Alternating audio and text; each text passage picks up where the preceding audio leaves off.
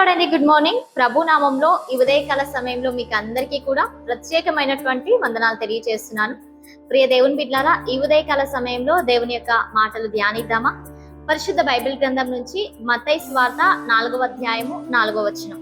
మనుష్యుడు రొట్టె వలన మాత్రం కాదు కానీ దేవుని నోట నుండి వచ్చు ప్రతి మాట వలనను జీవించును. ఆమేన్. దేవుని నామానికి మహిమ కలుగును గాక. ప్రియ దేవుని బిడ్డారా, యేసుక్రీస్తు ప్రభు 40 దినములు ఉపవాసం ఉండినటువంటి పిమ్మట ఆయన ఆకలి కొనినటువంటి సమయంలో అపవాది యేసుక్రీస్తు ప్రభును శోధించడం జరుగుతుంది. ఈ యొక్క రాళ్లను రొట్టెల్లాగా మార్చి తినమని. అవునా? అయితే అప్పుడు యేసుక్రీస్తు అపవాదితో అంటున్నటువంటి మాట, మనుష్యుడు రొట్టె వలన మాత్రము కాదు కానీ దేవుని నోట నుండి వచ్చు ప్రతి మాట వలనను కూడా జీవించు.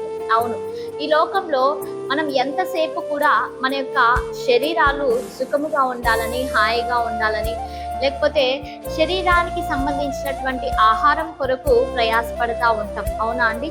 ఈ యొక్క శరీరానికి ఆహారము లేకపోతే రొట్టె ఎంత మాత్రము శ్రేష్టమో అంతకంటే శ్రేష్టమైనది ఏంటి అంటే మన యొక్క ఆత్మ బలము పొందుకోవాలి అంటే దేవుని యొక్క వాక్యము అంత శ్రేష్టమైనది. ప్రియ దేవుని బిడ్డలారా, శరీరానికి కావాల్సినటువంటి ఆహారాన్ని ప్రతిదినము కూడా మనం సమృద్ధిగా ఇస్తూ ఉంటాం. అయితే నీ యొక్క ఆత్మ బలహీనమైపోతా ఉంటున్నప్పుడు నీ ఆత్మకు కావాల్సినటువంటి ఆహారాన్ని నీవు ఇస్తున్నావా? అనగా ప్రార్థన, దేవునితో సమయాన్ని, వాక్యం చదువుకోవటం, లేకపోతే ఇలాంటి వ్యక్తిగతమైనటువంటి దేవునితో సమయాన్ని ఎంతసేపు నువ్వు గడుపుతా ఉంటున్నావు? మన యొక్క ఆత్మ ఎప్పుడు కూడా బలహీనం చెందకూడదు. మన యొక్క ఆత్మ ఎప్పుడు కూడా బలం పొందుకునేటువంటి రకముగా ఉండాలి. ప్రియ దేవుని బిడ్డారా, కష్ట నష్టాలు, శోధనలు, వ్యాధులు వచ్చినప్పుడు వాటన్నిటిని బట్టి కూడా మనం విడిపించబడాలి అంటే దేవుని యొక్క వాక్యము మనలో సమృద్ధిగా నిలుపబడి ఉండాలి. దేవుని యొక్క వాక్యము మన యొక్క హృదయంలో ఎప్పుడు కూడా ఉండాలి. కాబట్టి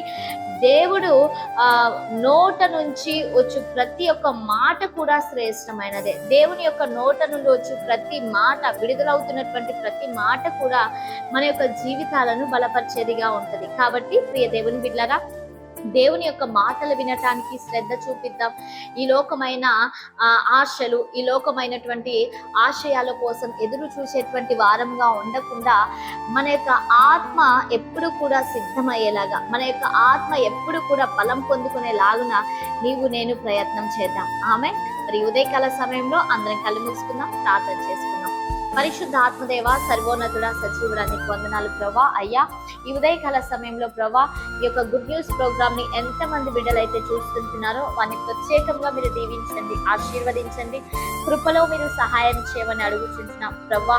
నీ బిడ్డలకు తండ్రి ఆత్మికంగా నీ బిడ్డలు మీరు బలం పొందేలాగునైనా మీరు కృప చూపించండి దేవా. ఈ రోజు నీ బిడ్డలు ఏ ప్రయత్నాలు అయితే చేయబోతుంటున్నారో ప్రతి ప్రయత్నాన్ని కూడా మీరు సఫలం చేయమని యేసు శక్తి కలిగిన నామంలో అడిగి వేడుకొని పొంది ఇంటున్నాము తండ్రి. Amen. Praise the Lord. God bless you all. Have a nice day.